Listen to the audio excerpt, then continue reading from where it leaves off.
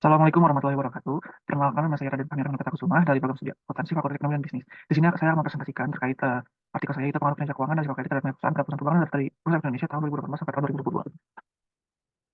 Bank menjadi penggerak ekonomi Indonesia di mana bank sendiri memiliki tujuan jangka panjang yaitu untuk mensejahterakan pemegang saham dan meningkatkan nilai perusahaan. Nilai perusahaan sendiri adalah persepsi masyarakat terhadap suatu perusahaan yang dilihat dari harga saham.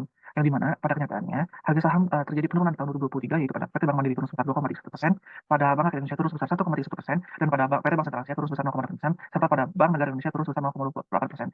Penurunan harga saham tersebut dapat dipengaruhi oleh beberapa faktor, salah satunya dari kinerja keuangan. Dan yang kedua adalah faktor risiko kredit. Sehingga rumusan masalah yang ada pada penelitian ini adalah apakah kinerja keuangan berpengaruh terhadap perusahaan perbankan yang terdapat di Indonesia, dan apakah risiko kredit berpengaruh terhadap nilai perusahaan perbankan yang terdapat di Indonesia. Lalu, hipotesis yang pertama saya ini yaitu kinerja keuangan berpengaruh terhadap nilai perusahaan dan risiko kredit berpengaruh terhadap nilai perusahaan. Lalu ada kerangka berpikir teori seperti yang dapat dijelaskan bahwa kinerja keuangan akan berpengaruh terhadap nilai perusahaan dan risiko kredit akan berpengaruh terhadap nilai perusahaan. Lalu untuk populasinya sendiri, populasi yang digunakan dalam penelitian ini adalah seluruh perusahaan perbankan di Indonesia yang terdaftar di Bursa Efek Indonesia atau BI tahun 2018 sampai tahun 2022. Lalu terdiri dari 4 kriteria sampel menggunakan proporsi sampling, non-probability proporsi sampling. Yang pertama, perusahaan perbankan yang terdaftar di Bursa Efek Indonesia atau BI sampai dengan tanggal 30 Desember 2017. Yang kedua, menjadikan laporan keuangan yang berakhir pada 30 Desember selama tahun 2018 sampai tahun 2022 dengan penggunaan mata uang rupiah secara konsisten dalam laporan keuangannya. Yang ketiga, perusahaan perbankan yang melakukan kredit dengan rasio non-performing loan pada laporan tahunan yang berakhir pada tanggal 31 Desember selama tahun pengamatan dengan penggunaan mata uang rupiah. Lalu yang keempat, perusahaan perbankan yang menjadi data informasi yang lengkap sesuai dengan kebutuhan penelitian selama tahun 2018 sampai tahun 2022. Lalu ada tabel observable yang dimana untuk nilai perusahaan memiliki dimensi price to book value dengan indikatornya harga pasar per lembar saham dibagi nilai buku per lembar saham dengan skala rasio. Lalu untuk kerja keuangan dengan dimensi rasio probabilitas dengan indikatornya return on asset atau laba sebelum pajak dibagi total aset. Lalu yang ketiga ada kredit dengan dimensi non performing loan dengan indikator kredit bermasalah, kredit ragu dan kredit lancar ditambah dibagi total kredit tersalurkan. Metode penelitian yang saya gunakan adalah metode verifikasi dalam pendekatan kualitatif yang dimana di sini saya akan menguji pengaruh dengan pendekatan hipotesis. Lalu metode penelitian saya menggunakan EVIS dan proses Excel yang terdiri dari beberapa melalui pemilihan uji. Itu ada uji model, uji akumulasi, analisis regresi dan berganda, dan rancangan pengujian hipotesis. Lalu ada statistik deskriptif yang dimana nilai mean pada kerja keuangan ini mendekati nilai maksimum sehingga bisa dikatakan cenderung tinggi untuk data kerja keuangan. Lalu untuk risiko kredit ini nilai mean mendekati nilai minimum, maka dapat dikatakan risiko kredit ini adalah semakin kecil atau cenderung rendah.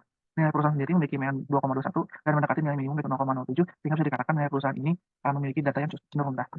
Lalu ada hasil uji Chow yang dilihat dari untuk pemilihan model risiko berganda. Yang pertamanya hasil uji Chow dilihat dari possession F-nya itu 0,0000 pada probabilitasnya sehingga yang terpilih adalah model FEM. Lalu untuk uji Houseman untuk proses randomnya pada nilai probabilitas 0,0715 ini di atas 0,05 sehingga terpilihnya adalah random effect model. Lalu pada hasil uji Ramus multiplier persepadan pada cross sectionnya itu nilainya 0,0000 sehingga bisa dikatakan random effect menjadi model terbaik dalam penelitian ini.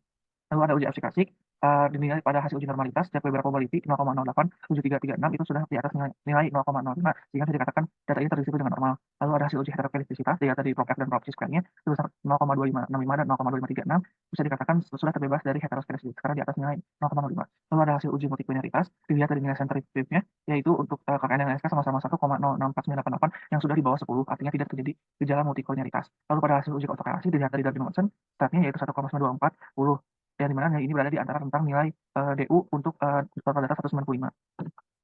Lalu ada hasil analisis regresi berganda, yang dimana dalam koefisien sudah dapat kita gambarkan bahwa nilai tersebut sebesar NIP sama dengan 0,477684 dikurang 0,04465 KKN dan 0,07488 RSK dengan arah negatif. Lalu ada hasil uji F, uji talent crossing terminasi, di mana hasil uji F ini berada dari prop F statistiknya yaitu sebesar 0,00304 dan sudah di bawah 0,05 sehingga bisa dikatakan penelitian ini berpengaruh X-nya terhadap Y dan layak untuk diujikan ke dalam penelitian ke dalam ujian selanjutnya itu uji T.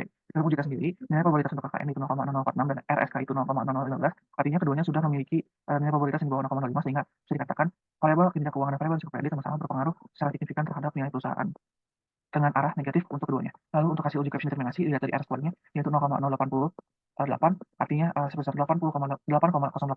Variabel X ini berpengaruh terhadap variabel Y dan sisanya yaitu 91,02% yaitu variabel lain yang tidak diteliti dalam penelitian ini seperti misalnya pertumbuhan perusahaan, ukuran perusahaan, struktur modal.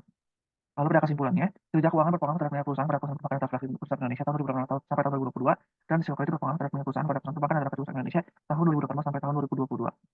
Referensi yang disusun dalam materi ini menggunakan model ini. Baik, terima kasih atas perhatiannya. Mohon maaf bila ada salah kata. Wassalamualaikum warahmatullahi wabarakatuh.